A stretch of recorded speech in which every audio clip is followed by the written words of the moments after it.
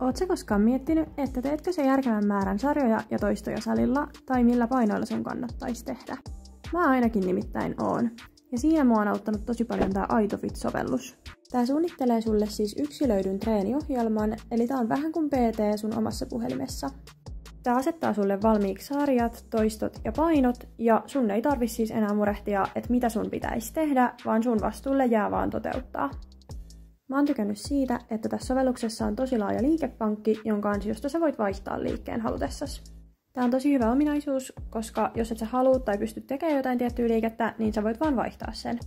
Ihan kaikista parasta mun mielestä tässä sovelluksessa on se, että tää oppii tuntemaan sut ja tää optimoi treenit siis sun tavoitteiden mukaan. Eli enää mun ei tarvi miettiä, että treenaanko mä nyt varmasti itselleni just optimaalisesti, kun tää sovellus huolehtii sen mun puolesta. Tää myös seuraa mun kehitystä ja se on mun mielestä ainakin tosi motivoivaa nähdä konkreettisesti, että miten mä oon kehittynyt. Mä oon myös tykännyt siitä, että tää on vähän kuin mun oma treenipäiväkirja, koska mä merkkaan tonne aina kaikki toistomäärät ja painot, millä mä oon tehnyt, ja sitten tää sovellus muistaa ne. Olit se sitten aloittelija tai kokeneempi treenaaja, niin tää sovellus on kyllä hyödyllinen ihan kaikille.